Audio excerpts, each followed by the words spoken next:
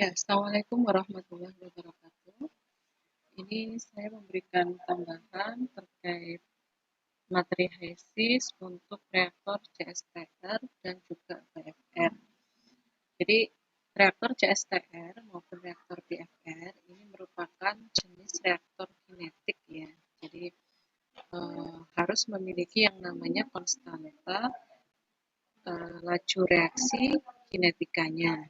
Ya, jadi, kita harus memiliki formula ya, untuk menentukan seberapa besar ya nilai dari konstanta kinetic rate-nya. Ya, jadi seperti yang tadi kita bahas di perkuliahan ya. Jadi nah di sini kita perlu menginputkan. Nah, di sini kan ada persamaan reaksinya. Di sini ada K di sini adalah konstanta kinetika reaksinya. Ya, ini yang kemudian nanti variabel-variabel yang di sini memang perlu kita cari dulu ya, kita perlu punya datanya terlebih dahulu ya, sebelum kita bisa menghitung atau memasukkan uh, ya, inputan data-data ya untuk di reaksi kinetik ini. Jadi ini harus siap dulu ya, data-data untuk nilai A, nilai energi aktivasi ya, itu harus siap dulu. Kemudian dan ini itu seperti jadi konstanta kecepatan reaksi atau kinetika rate konstanta ini itu sama seperti stoikiometri yang ada di reaksi konversi ataupun di reaksi keseimbangan. Jadi fungsinya adanya persamaan yang ada di sini ini tuh sama dengan persamaan reaksi ya, fungsi inputannya sama dengan yang ada di reaktor konversi. Ya, kalau bedanya apa? Kalau yang di reaktor kinetik ya, itu kita menggunakan persamaan ini, tapi kalau di reaktor konversi kita menggunakan persamaan reaksi pada umumnya ya, yang stoikiometri dengan cara memasukkan koefisien stoikiometrinya. Nah, untuk CSTR pada umumnya memang yang direaksikan adalah larutan ya, yang berfasa cair ya. Tapi kalau di dalam HISIS itu juga bisa dipakai untuk mereaksikan yang fasenya gas ya. Jadi di HISIS ini diberikan uh, proses juga untuk mereaksikan yang gas ya, fase gas. Jadi CSTR tidak hanya untuk liquid tapi juga bisa untuk reaksi gas ya. Sama-sama baiknya ya. Jadi HISIS di sini bisa untuk menghitung reaktor CSTR yang dia menggunakan fase gas. Atau juga uh, lebih spesifiknya, memang untuk fase gas lebih baik menggunakan reaktor PFR. Ya. Nah, di sini untuk bisa ya reaktor CSTR itu dihitung di dalam HISIS, kita harus yang terpenting, pertama kita harus memasukkan dulu komponen-komponen yang terlibat, ya. Kemudian kita juga harus mempersiapkan data-data yang dibutuhkan untuk menjalankan ya, program reaktor CSTR ini di HISIS. Jadi data-data yang dibutuhkan apa saja ya. Nanti akan saya jelaskan ya. Kemudian kita juga harus memiliki reaksi kinetiknya, data reaksi kinetiknya ya. Jadi kita harus menginputkan reaksi kinetiknya ke dalam HISIS. Kemudian basis unitnya juga. Jadi basis unit ya dan rate unitnya itu harus cocok ya, harus sesuai ya, inputannya dengan basis dan rate unit untuk reaksi kinetik ya.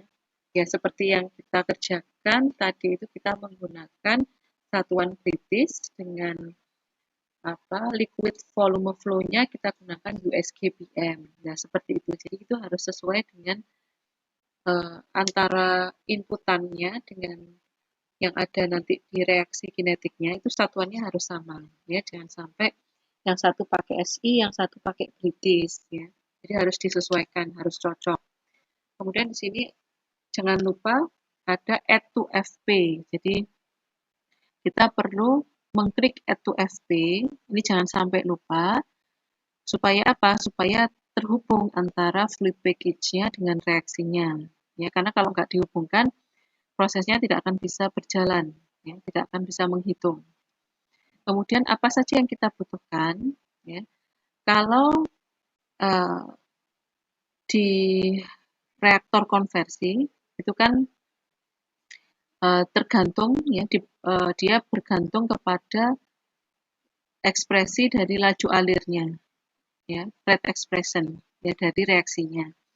Yang itu berhubungan dengan tipe reaksi dan juga tipe reaktor. Sehingga di sini kalau kita ingin uh, mensimulasikan reaktor CSTR, maka apa saja sih data yang harus kita inputkan? Di antaranya kita harus menginputkan volume dari reaktor, ya seperti yang tadi uh, kita kerjakan yang di bagian parameter ya, atau bagian dinamik ya, di bagian dinamik ini ada data vessel volume sama vessel diameter dan juga vessel height. Nah, ini perlu kita isi, ya, kita inputkan data-datanya dari yang sudah diketahui. Misalkan volumenya berapa, gitu ya, 10 feet pangkat 3 kita inputkan. Kemudian tingginya, tinggi bejananya berapa kita inputkan. Ya. Ini sebenarnya cukup diisi 2 saja, 2 dari 3 ini, ya, nanti dia yang lain akan menghitung sendiri secara otomatis ya. Oke. Jadi kalau kita masukkan volume dan diameter, insya Allah height-nya, tinggi bejananya ini akan bisa kita dapatkan ya.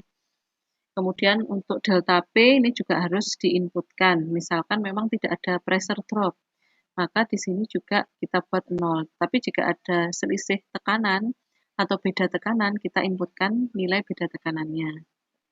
Itu data-data yang dibutuhkan untuk CSTR. Kalau PFR itu juga sama, kita butuh data volume reaktor, ya.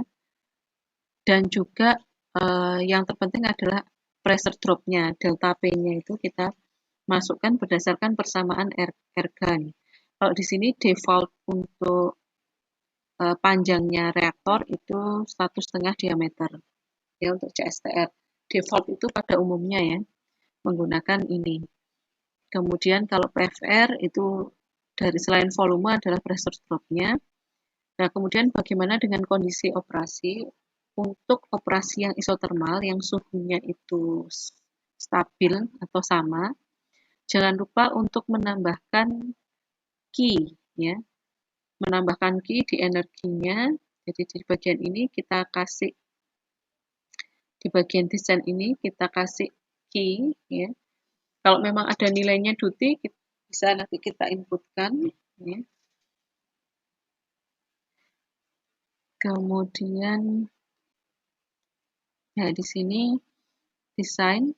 Nah, ini kita bisa masukkan energi key gitu ya di bagian desain. Kemudian dan dispesifikasi suhu keluarnya. Jadi kita inputkan suhu keluar di bagian sini ya, di worksheet-nya. Kita pengennya suhu keluarnya berapa sih nanti? Nah, itu bisa diinputkan di sini. Itu terkait data-data yang perlu diinputkan di reaktor CSTR maupun PFR ya. Nah, jadi berbentuk apa sih produk dari CSTR? Umumnya produknya berupa liquid ya. Kemudian kalau PFR umumnya berupa gas.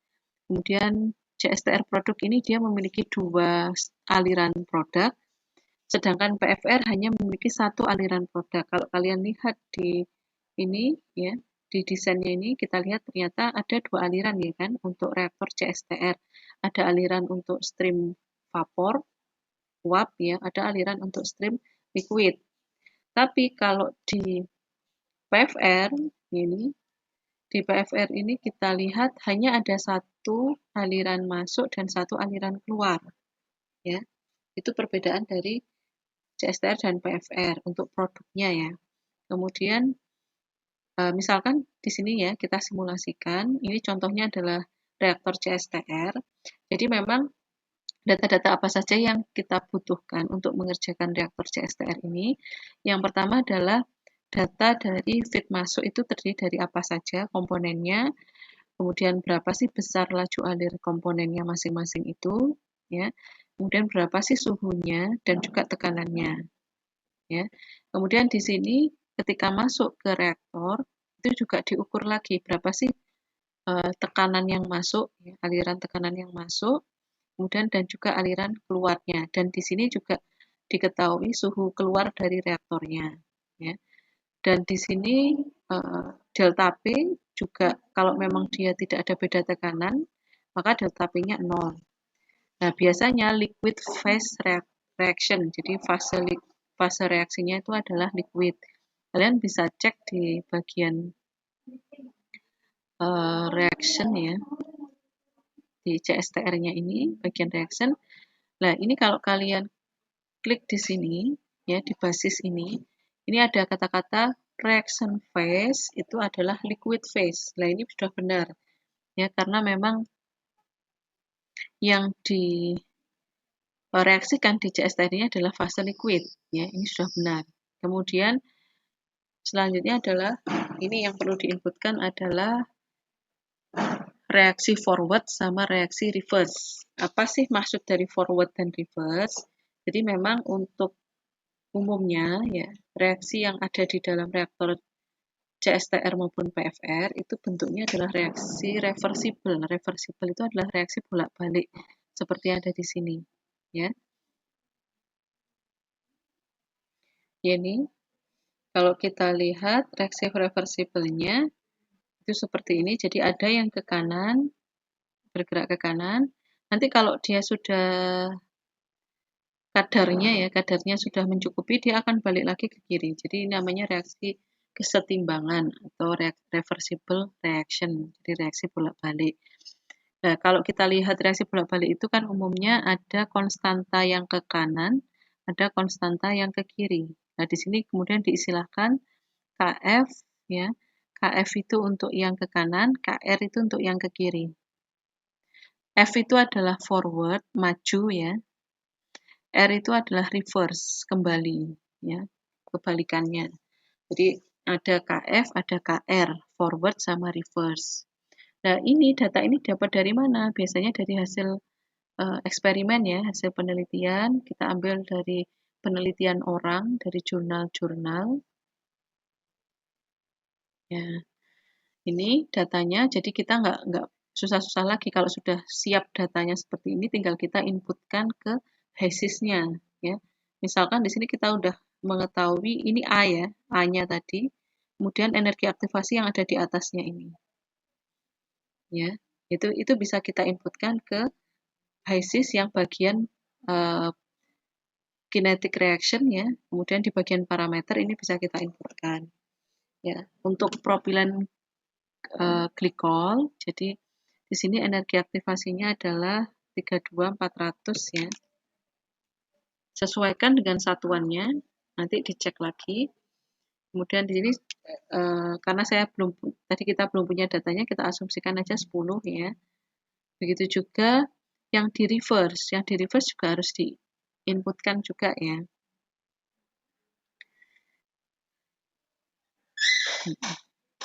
Ini untuk reaksi orde 1 ya biasanya ya, untuk seperti ini itu. Ini saya buat rata-rata hampir ya tidak terlalu jauh beda ya. Ini 7, ini 9, berarti ini saya buat 15 gitu aja ya. Kemudian yang di sini energi aktivasinya juga tidak terlalu jauh berbeda, yang 171, yang 172. Nah, berarti saya buat 33 aja wis. Nah, dari sini kita bisa coba kita masukkan ini angka 1 ya. Kita masukkan pangkat T-nya ini pangkat 1 saja. Ya, kalau sudah nanti dia akan hijau ready seperti ini ya. Nah, tinggal di sini yang diminta adalah volumenya belum dispesifikasi.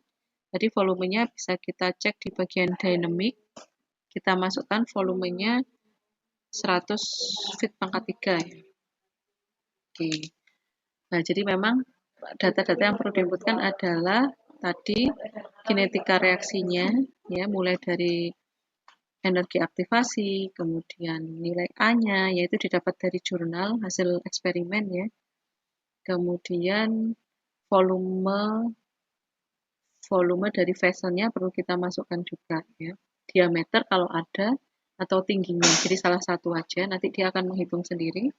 Kemudian delta P, jika memang ada selisih ya kita inputkan, jika tidak ada ya kita buat 0 ya, delta P-nya 0. Oke, kalau sudah dia akan hijau ya, sudah menghitung sendiri secara otomatis. Nantinya kita akan dapatkan nilai komposisi yang ada di liquid sama di vapor ya. Suhu keluarnya juga tetap sama, tidak mengalami perubahan ya. Ini komposisinya untuk di liquid sama di vapor. Kalau di liquid kebanyakan air ya, mayoritas air, kalau di vapornya itu mayoritas propylene oxide-nya ya, malah propylene oxide. Oke. Nah, ini contohnya, jadi PFR diketahui panjangnya, diameternya, CSTR volumenya ya. Jadi memang data-data inilah yang harus kita persiapkan sebelum kita mengerjakan reaktor CSTR maupun PFR. Untuk CSTR dan PFR, kinetik datanya itu didapat dari hukum Arrhenius, ya, persamaan Arrhenius.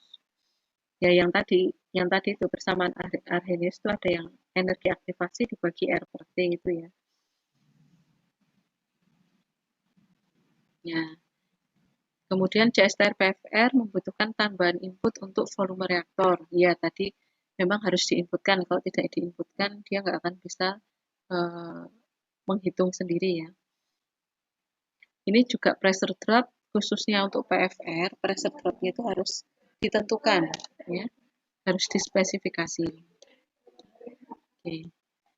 Itu tambahan ya terkait reaktor CSTR maupun PFR. Ya, semoga bisa menambah pemahaman. Ya. Itu saja. Terima kasih. Assalamualaikum warahmatullahi wabarakatuh.